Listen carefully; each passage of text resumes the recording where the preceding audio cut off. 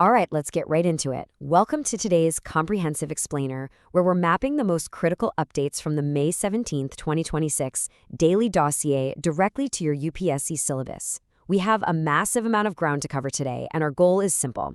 Bridge the gap between today's headlines and your static foundation. No fluff, no wasted time, just high-yield, exam-focused analysis. Let's dive in. Here is our highly focused roadmap. We're starting with polity and governance, moving into economy and international relations, tackling a main-specific focus on energy, exploring some fascinating science and ecology updates, and wrapping it all up with a rapid-fire revision. So, let's open up those mental filing cabinets for GS papers 1 and 2, looking specifically at some major governance challenges. We absolutely have to begin with the ongoing and deeply tragic crisis in Manipur. Following the killing of 3 church leaders in a militant ambush, we're seeing thousands of Kuki-Zo people actively protesting in Churchandpur and Kangpokpi. Amidst a really tense hostage situation, Kuki civil society groups like the Kuki NP Manipur have actually submitted a memorandum to the Home Minister. Their primary demand? The urgent reimposition of President's rule in the state under Article 356. Now, they are also demanding an NIA probe, but remember for your exams, an NIA investigation actually requires a formal reference from either the state government or the center. Now, right here is a classic prelims trap, so pay close attention. The protesters are asking for expedited engagement under the Suspension of Operations, or SOO Pact. But you've got to remember what this pact actually is. The SOO Pact is strictly a suspension of operations. Yes, it's a tripartite arrangement between the center, the state, and insurgent groups, but it is unequivocally not a formal ceasefire. And more importantly, it explicitly does not grant any political recognition to these militant groups. You definitely want to keep that distinction crystal clear. Moving on to a massive domestic governance issue. Think about this number for a second, 22.79 lakh. That's the staggering number of candidates who registered for the NEET UG 2026 exam. But what's really crucial for us to analyze here is how this exposes some deep structural vulnerabilities in our examination governance. We've already seen 9 arrests by the NTA, plus ongoing CBI searches across 6 different locations over paper leak allegations, and a retest is already scheduled for June 21st. So this isn't just a story about a test going wrong, it's a prime GS2 case study on institutional capability and transparency. And this next point is exactly why we study the static syllabus. Notice how current events directly mirror historical policy. The CBSE just dropped a circular mandating 3 languages from Class 9 starting in July 2026.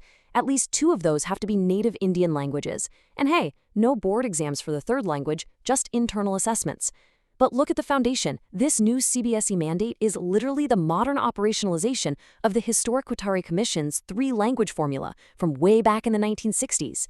It perfectly aligns with the National Education Policy of 2020 and the NCF of 2023.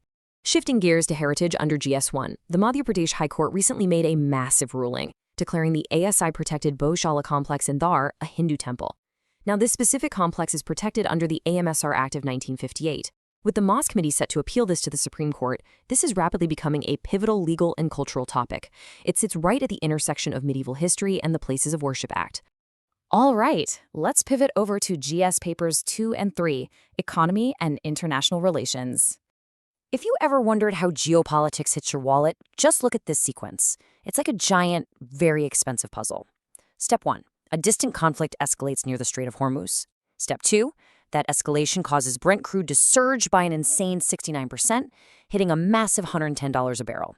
Step 3, suddenly our national import bills skyrocket and domestic aviation starts bleeding. Air India literally just had to cut 145 weekly flights and is projecting a 26,700 crore rupee loss for FY26. And finally, Step 4, India's current account deficit widens dangerously because our goods and services imports are far exceeding our exports.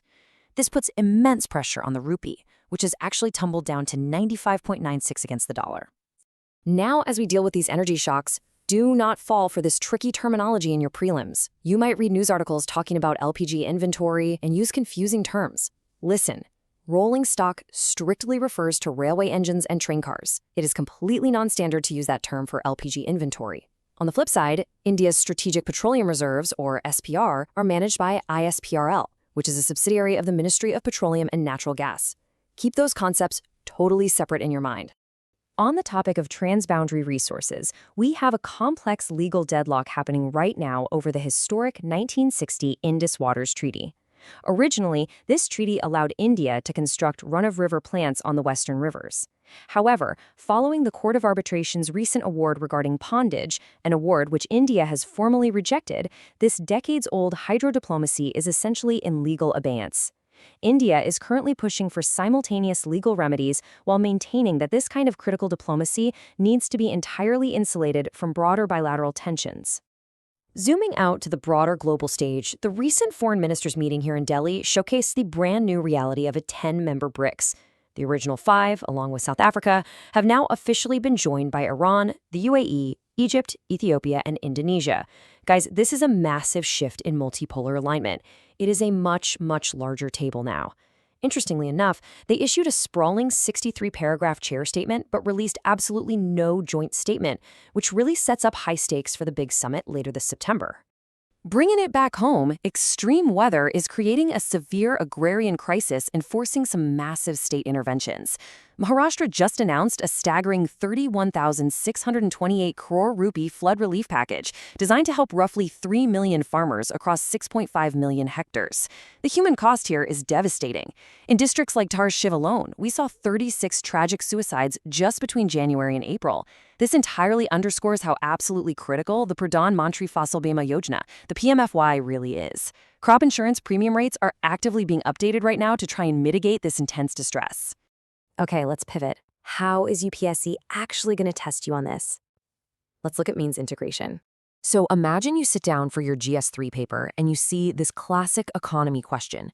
India's current account deficit is widening amid the West Asia conflict. Examine the structural factors that make India's economy vulnerable to external energy shocks and suggest a roadmap for energy security. How do you tackle this?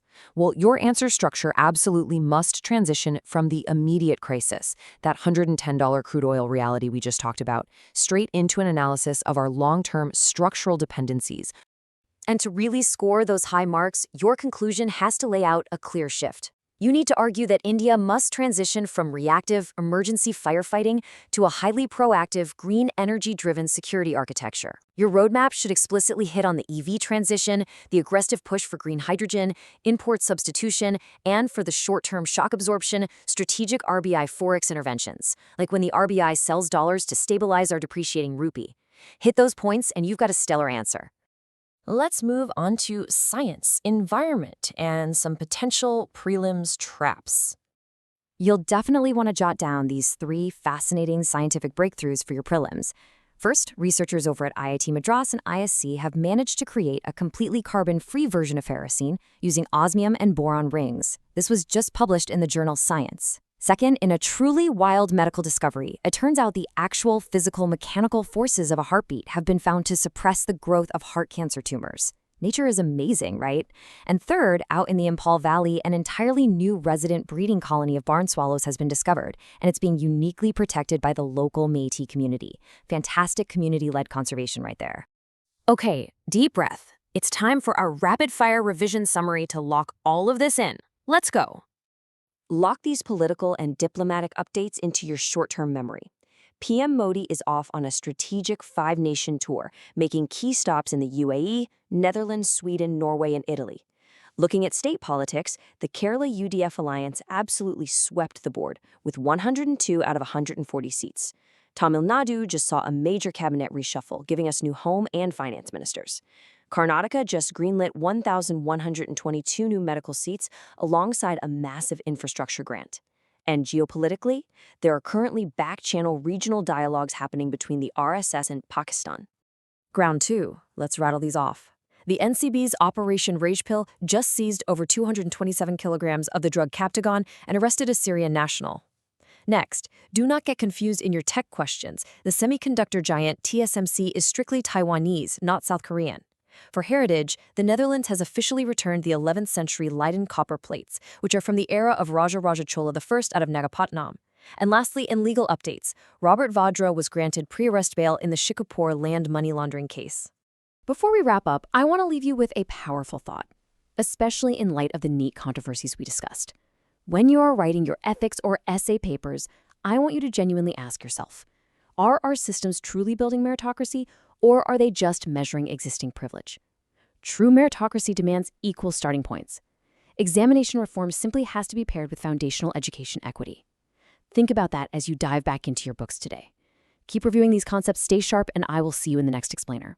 If you're ready to really practice all 8 mains questions from today's news, and you want to get your hands on Prelims MCQs and detailed notes, go ahead and download the complete PDF.